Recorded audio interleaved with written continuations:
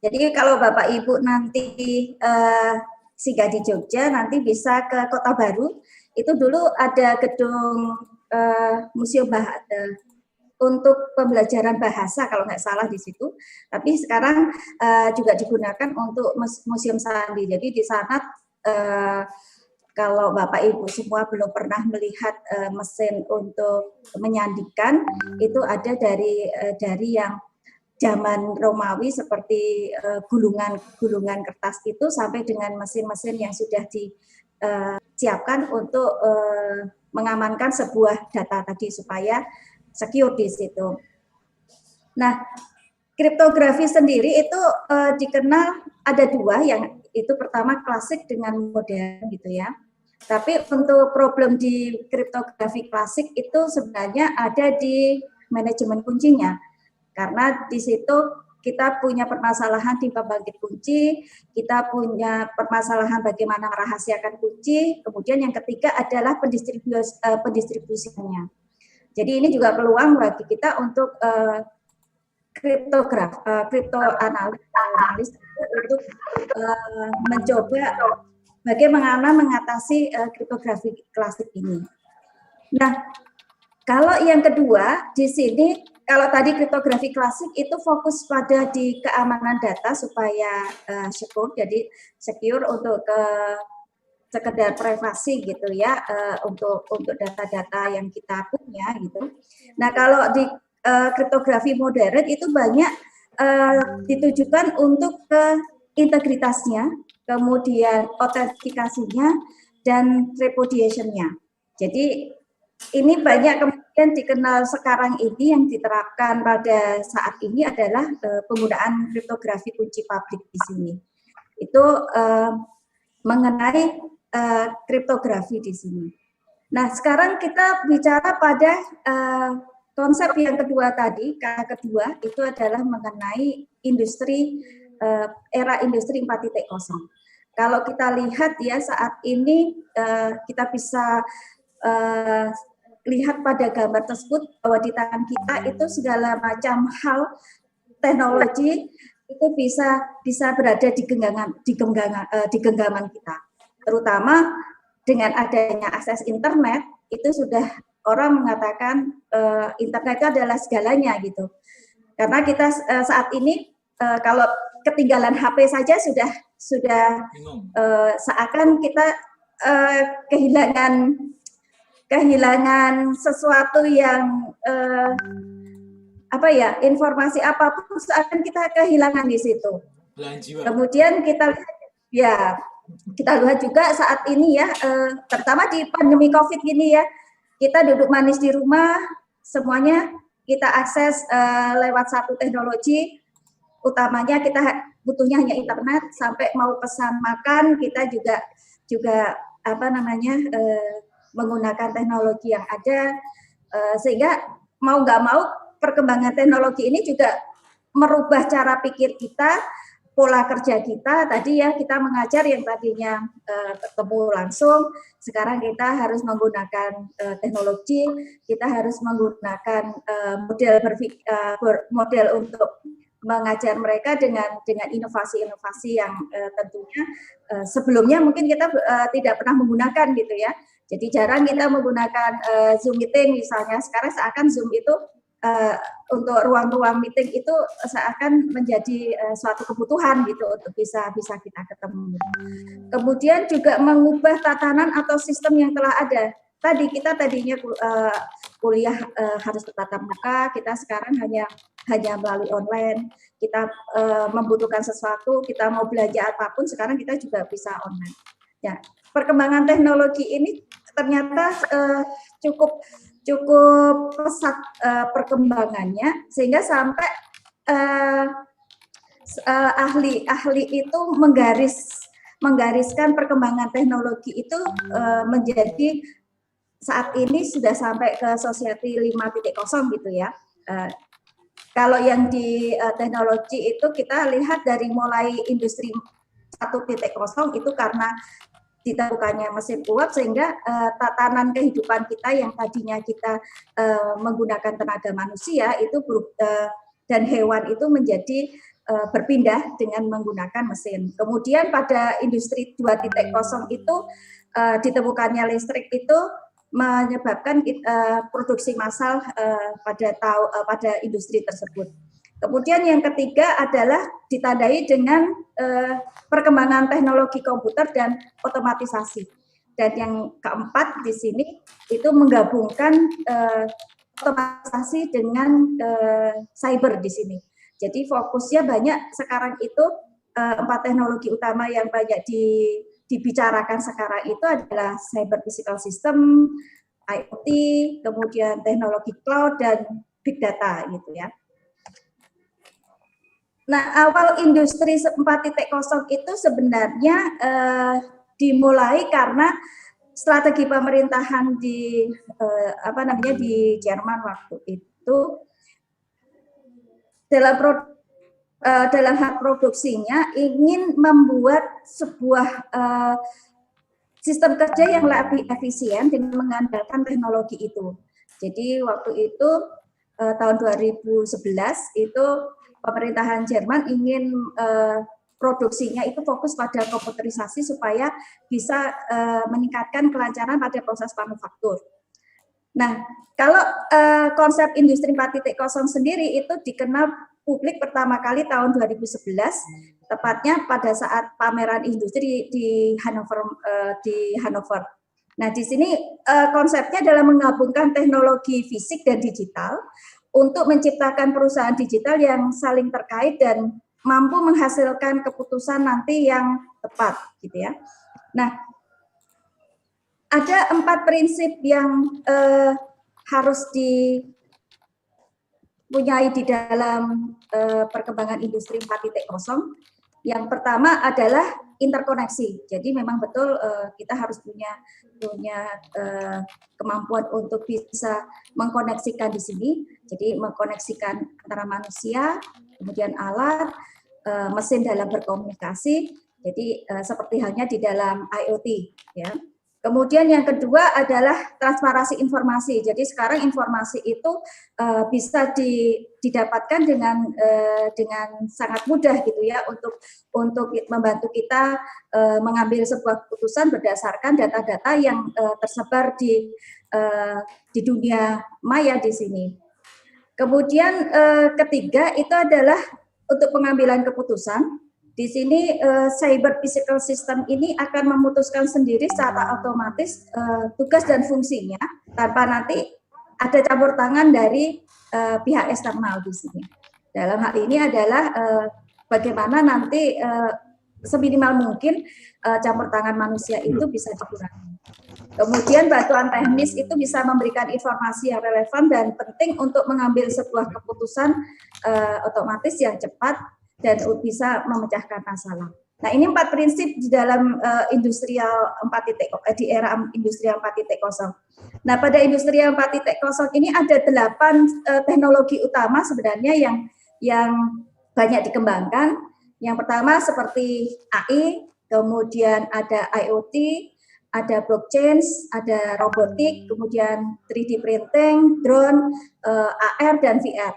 Nah, pada pagi hari ini saya coba untuk berbagi pengetahuan yang baru saya dapatkan sedikit gitu ya mengenai konsep kriptografi yang diterapkan di dalam teknologi yang dikembangkan di industri 4.0 yaitu di blockchain.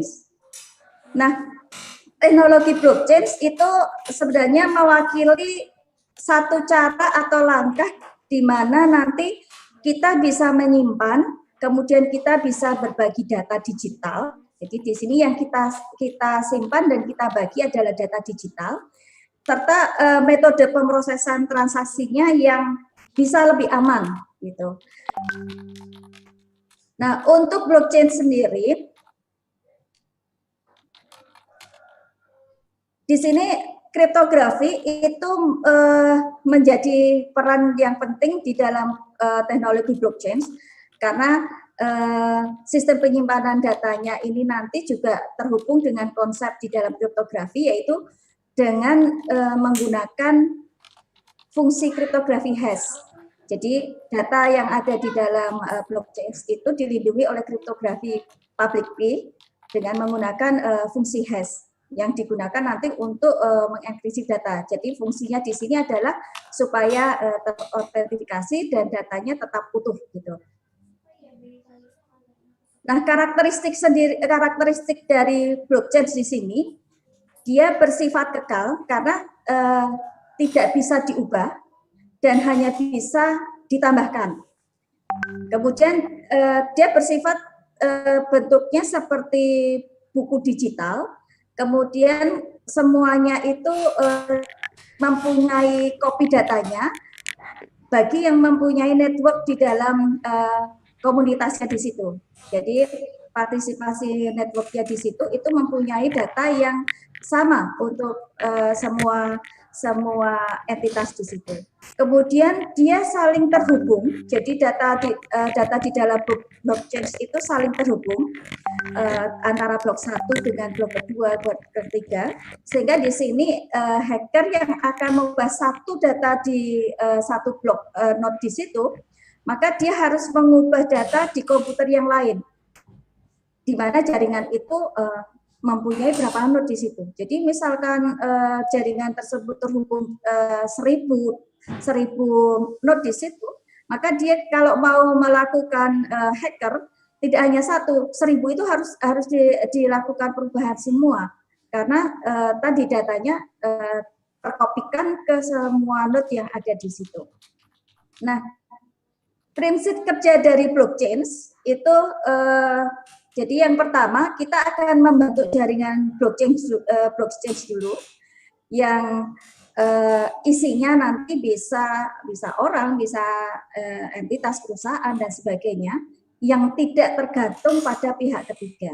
Jadi di sini memang inti dari teknologi blockchain itu bagaimana kita tidak menggantungkan pada pihak ketiga, seperti misalkan kalau kita berhubungan dengan keuangan, misalkan kita masih berhubungan dengan pihak ketiga yaitu bank di situ. Nah, nanti masing-masing itu akan mempunyai rincian akun tanpa nanti harus mengetahui identitas orang lain. Jadi di sini sudah punya perannya juga untuk kita membuat sebuah identitas pada user kita itu dengan membuat sebuah identitas dengan kita bisa membangunnya juga dengan menggunakan kriptografi misalkan. Jadi nama kita atau perusahaan kita bisa bangkitkan juga misalkan dengan kunci acak sehingga kita punya ID tertentu khusus. Nah, kemudian semua orang nanti atau semua entitas nanti di sini itu akan mempunyai satu blok atau folder kosong. Kemudian dia punya semacam kertas gitu ya untuk mencatat transaksi. Kemudian kita juga punya pena nanti untuk memulai transaksi itu. Jadi nanti setiap entitas di sini itu akan mempunyai satu blok yang isinya itu. Kemudian nanti kalau misalkan kita akan prosesnya untuk transaksinya, itu misalkan salah satu anggota akan melakukan transaksi, misalkan saya akan mengirimkan mau melakukan transaksi dengan Pak Nurul misalkan, maka saya akan mengatakan ke seluruh anggota bahwa hari ini saya akan melakukan transaksi nih ke Pak Nurul, saya akan membayar $10 gitu. Nah, nanti semua entitas yang ada di situ itu akan mencari data di dalam halaman blognya. Apakah keuangan saya itu cukup untuk nanti bertransaksi dengan Pak Nurul? Nah, kalau misalkan transaksinya tersebut cukup, saya masih mempunyai saldo yang cukup untuk melakukan transaksi tersebut, maka semua orang nanti akan mengatakan oke. Nah, kalau sudah oke, maka saya akan mengirimkan ke Pak Nurul dan dicatat. Nah, yang mencatat tidak hanya saya, tapi semua entitas itu akan mencatat di halaman itu. Nah, itu yang dikatakan terkopikan, karena semua akan mencatat transaksi itu. Nah, kemudian setelah semua aktivitas itu tercatat semua di dalam satu halaman gitu ya, ternyata sudah habis di halamannya, kemudian dalam satu blok itu sudah habis, kita akan pindah ke blok berikutnya. Nah, untuk berpindah ke blok berikutnya, maka kita harus menyegel dulu nih blok tersebut. Jadi tadi isi sebuah blok itu ada data yang isinya transaksi tadi, transaksi-transaksi yang ada, kemudian ada informasi segel lama, kemudian ada informasi segel baru. Jadi kalau di konsep struktur data itu ada namanya linked list gitu ya, menggunakan pointer, maka konsepnya ini seperti itu. Jadi kita menggunakan seperti konsep yang di dalam linked list di situ. Hanya segelnya itu yang kita bangun menggunakan fungsi hashtag tersebut. Jadi nanti kita akan punya sebuah buku besar digital yang isinya tadi rangkaian dari blok terenkripsi yang dihubungkan bersama dalam rantai publik tadi. Nah, untuk mendapatkan tadi segel lama dan segel barunya ini, kita menggunakan namanya mesin segel. Nah, prosesnya untuk mendapatkan kode hash di situ, itu yang kita sebut sebagai mining di situ. Jadi nanti saat saya akan menghubungkan dari blok 1 ke blok 2, maka di sini saya punya segel lama, kemudian ini nanti akan terhubungkan di sini sebagai segel lama. Nah, ini yang nanti akan kita gunakan untuk mendapatkan segel baru.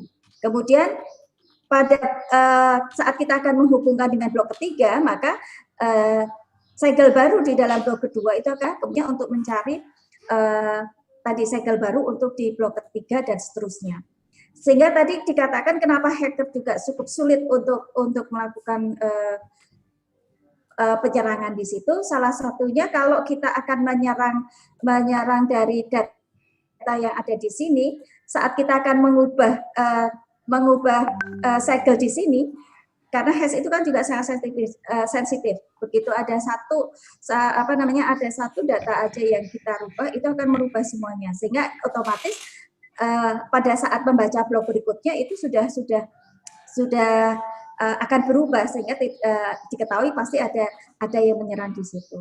Kemudian kalau misalkan dia berhasil misalkan masuk di sini pun, saat dia mengubah transaksi di sini, maka otomatis belum tentu itu bisa merubah. Karena apa?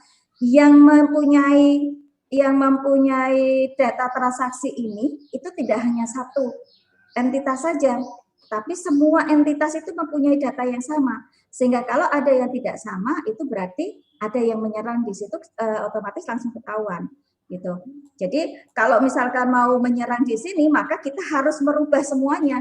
Jadi kalau kita punya 1000 entitas di dalam jaringan desentralisasi di situ, kita harus merubah semua gitu. Itu konsepnya. Nah, kriptografi dalam teknologi blockchain itu berada di sini. Jadi dia digunakan untuk menyegel tersebut. Nah, catatan transaksi nanti itu akan dimuat di blok yang sudah diciptakan dan ini tidak bisa dirubah.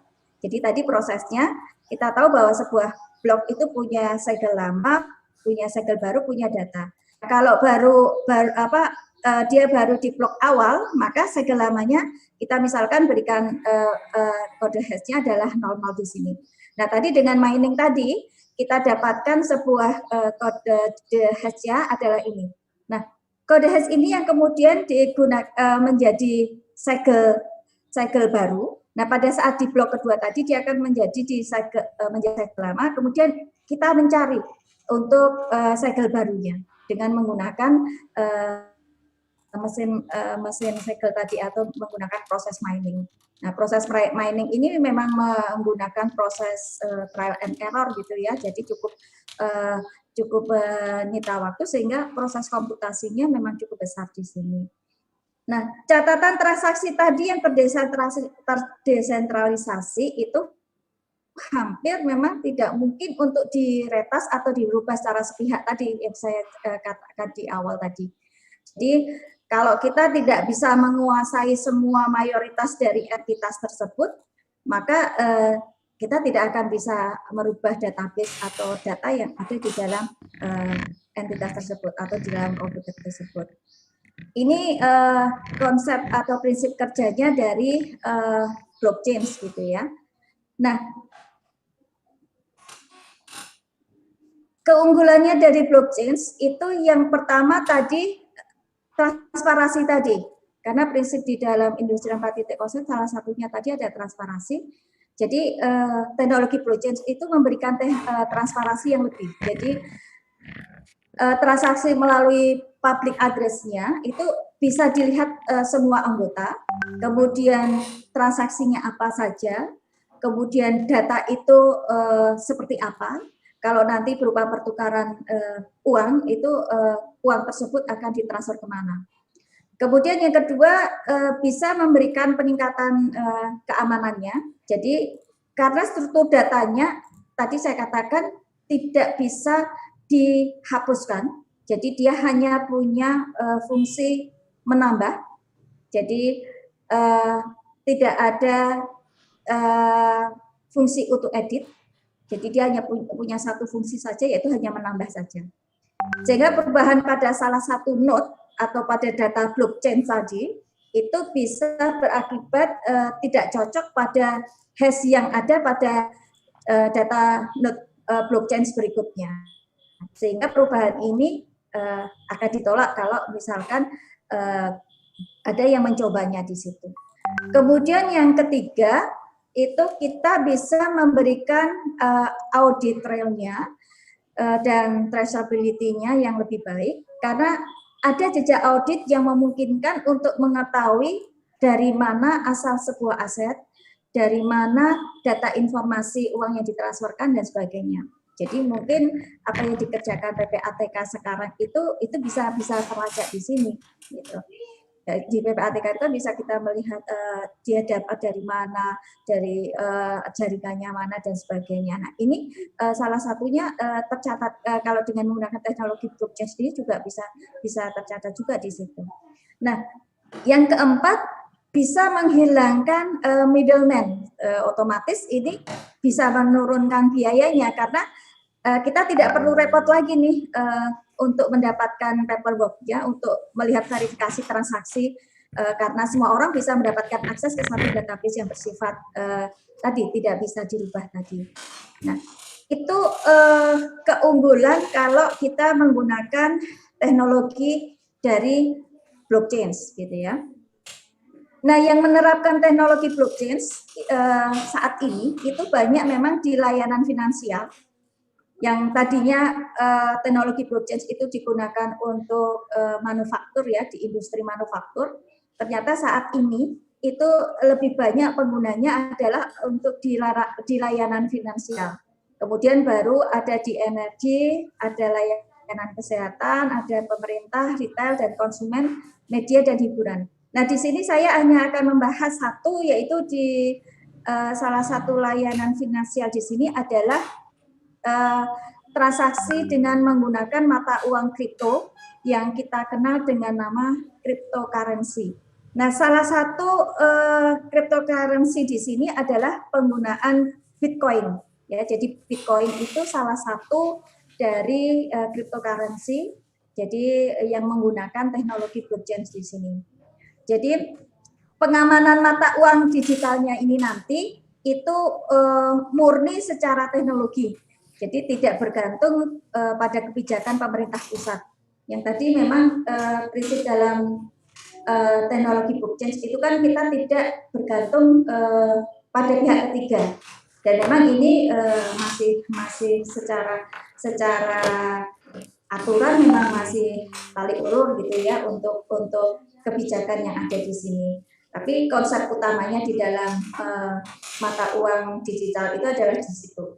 Kemudian fitur keamanannya pada uang digital ini bisa saling memberikan pernyataan yang tidak konsisten untuk orang yang berbeda karena menggunakan konsep kriptografi tadi. Karena menggunakan kunci publik, otomatis kalau saya mengirimkan sebuah pesan, otomatis akan memberikan keterangan yang berbeda karena saya menggunakan kunci publik dari masing-masing entitas yang saya kirimkan tersebut. Kemudian penerapan kriptografinya di sini digunakan untuk mengamankan sistem dalam mata uang digital dengan cara mengkodekan aturannya dalam sistem mata uang digital tersebut. Yang tadi penggunaan kriptografinya di sini adalah menggunakan fungsi hash tadi. Nah, Bitcoin ini untuk memverifikasi setiap pengiriman unit uangnya itu bisa menggunakan konsep yang tadi di dalam kriptografi. Nah, sebenarnya untuk Bitcoin itu malah dikenalkan lebih dulu dibandingkan istilah industri 4.0 tadi. Jadi Bitcoin itu pertama dikenalkan oleh Satoshi Nakamoto tahun 2009 yang mengenalkan sistem kas elektronik peer-to-peer di sini yang dikenal dengan nama Bitcoin itu. Jadi ternyata dia lebih dulu hadir istilah tersebut sebelum industri 4.0 tadi. Tadi mungkin ada yang bertanya ya, apa kemudian bedanya blockchain dengan Bitcoin tadi? Kadang-kadang kita mendengarnya saat ini adalah seringnya Bitcoin, kemudian kok ada istilah juga blockchain gitu ya. Jadi dari paparan tersebut kita bisa lihat bahwa kalau blockchain itu adalah teknologi yang digunakan untuk cryptocurrency, jadi untuk transaksi yang aman secara aset maupun data. Nah, kalau Bitcoin itu salah satu cryptocurrency yang menggunakan teknologinya. Kemudian di blockchain itu mekanismenya transparan, kalau di Bitcoin itu beroperasi secara anonim. Kemudian blockchain memiliki banyak kegunaan karena tadi tidak hanya untuk cryptocurrency ya di finansial, tapi bisa juga di manufaktur dan sebagainya. Nah, kalau Bitcoin itu hanya terbatas sebagai mata uang digital untuk ditukarkan saja. Kemudian untuk bertransfer informasi kepemilikan, aset digital, hak dan lain-lain, itu kalau di dalam Bitcoin hanya digunakan untuk bertransfer mata uang digital. Jadi itu perbedaannya antara blockchain dengan Bitcoin di situ. Nah, di dalam teknologi blockchain di sini itu menggunakan konsep otomatisasi. Jadi bagaimana kehadiran manusia itu tidak terlalu ikut campur di situ, tapi bisa digantikan dengan robot yang bisa berwujud piranti lunak di situ. Kalau pengelolaan layanan perbankan itu masih ada keterlibatan manusia, misalkan kita transaksi menggunakan kartu kredit atau misalkan kita di ATM gitu ya, itu kan masih ada keterlibatan kita di situ. Nah, kalau di dalam blockchain itu kita tidak perlu sebagai manusia untuk dapat menggunakannya, karena kita bisa gantikan dengan aplikasi tersebut sebagai pengganti kita di situ. Sebagai contoh misalkan perbandingan transaksi yang tradisional dengan di sistem blockchain misalkan. Misalkan kita kalau di tradisional itu kalau kita misalkan ke coffee shop misalkan, kemudian kita akan membayar gitu, kita berhasil, maka kita mengeluarkan misalkan menggunakan kartu kredit gitu ya. Maka di situ akan dilakukan proses autentifikasi menggunakan mesin. Kita ditanya, kita menggunakan kartu kredit apa nih, gitu ya. Kemudian kalau misalkan mesinnya hanya bisa untuk BCA, kita tidak menggunakan ATM BCA, nanti dikenakan cas dan sebagainya. Maka di sini yang ada keterlibatan dari pihak ketiga yaitu di banknya. Karena autentifikasinya satu ada di dalam satu di bank tersebut. Nah, sekarang bagaimana kalau misalkan ada trouble di dalam jaringan misalkan, kan kita pernah kartu ada jaringannya lagi offline, gitu kan? Nah, kita nggak bisa bertransaksi itu karena datanya untuk verifikasinya nggak ada karena offline tersebut. Kemudian atau misalkan data kita tidak bisa karena di sana offline, otomatis tadi kita tidak bisa menggunakan kartu kredit kita karena kita tidak bisa mendapatkan informasi berapa sih saldo yang ada di kartu tersebut, sehingga apakah bisa nanti diambil uangnya tersebut. Jadi di sini kepercayaannya kepada satu pihak ketiga tersebut. Nah, kalau di dalam sistem blockchain, maka di sini tadi konsepnya tadi kan saya akan mengirimkan uang nih, jadi pelanggan akan membayarkan ke coffee shop tersebut. Maka di sini akses untuk pengecekannya tidak hanya di satu komputer atau satu entitas yang di sini, tapi pengecekannya bisa di seluruh jaringan Bitcoin di situ. Kalau misalkan di sini kita bahas untuk transaksi pertukaran uangnya menggunakan Bitcoin misalkan.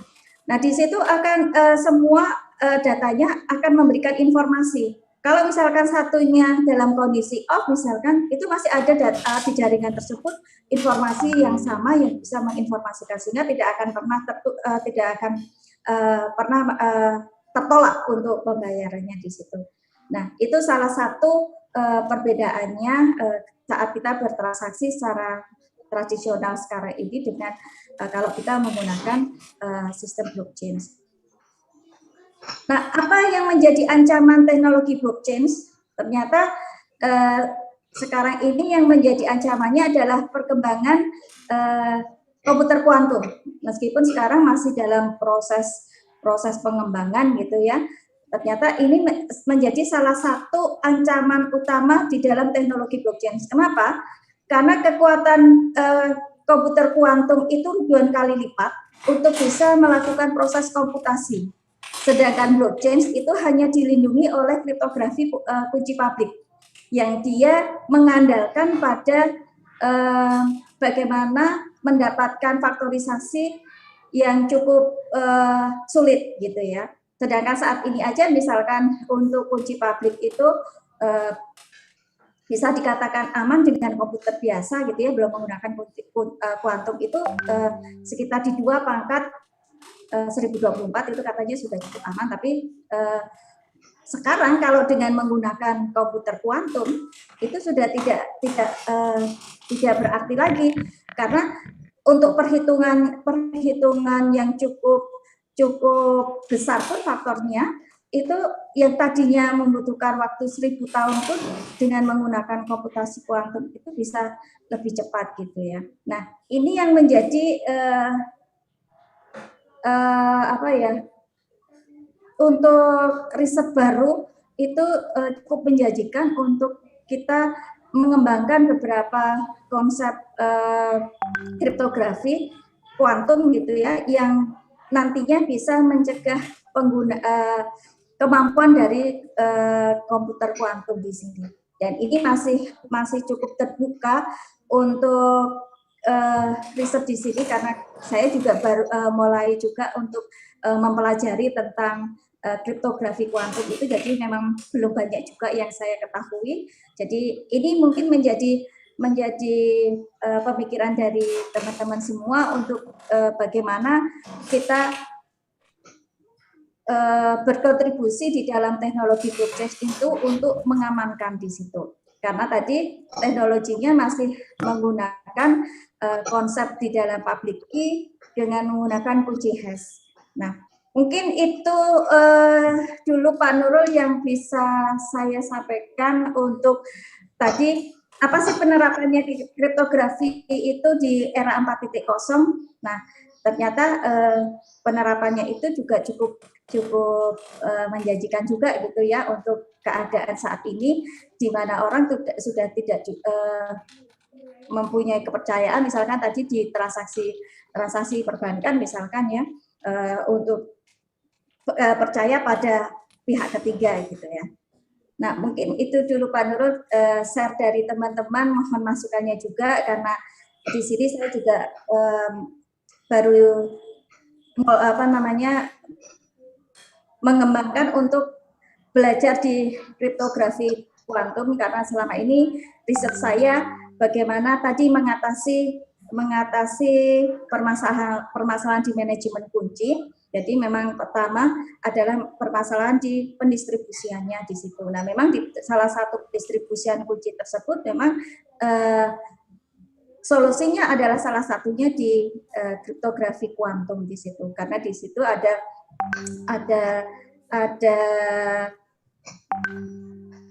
konsep di mana kita membangkitkan kunci yang cukup besar, karena kalau cukup besar itu sulit ditebak, tapi bagaimana kita bisa mengatasi dengan adanya teknologi komputer kuantum. Nah, mungkin bisa teman-teman semua, terutama guru saya, bisa memberikan masukan juga untuk riset ke depannya mengenai keamanan di dalam teknologi blockchain ini.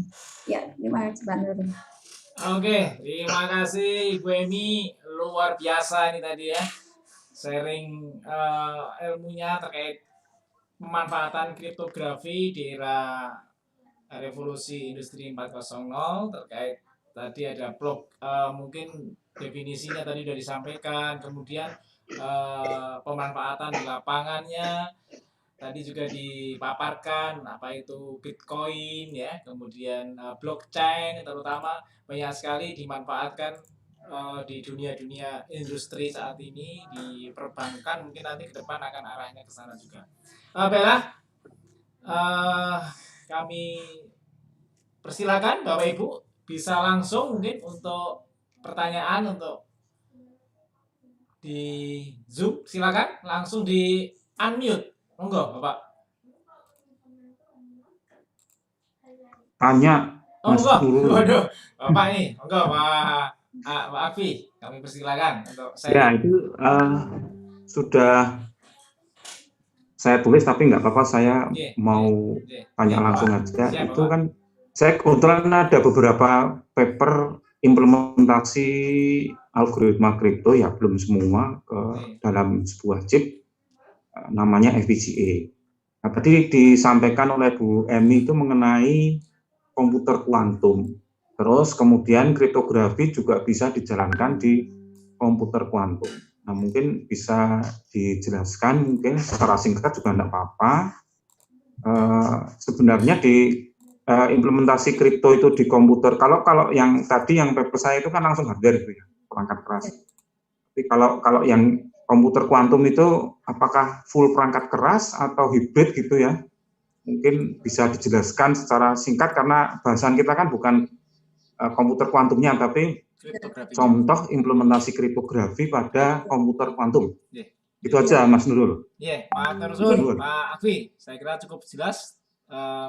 Sharing dari Pak Akfi mungkin bisa didiskusikan. Monggo, Bu Emi. Jadi di sini tadi untuk permasalahannya di komputer kuantum itu adalah pada saat membangkitkan kuncinya, Pak Afif.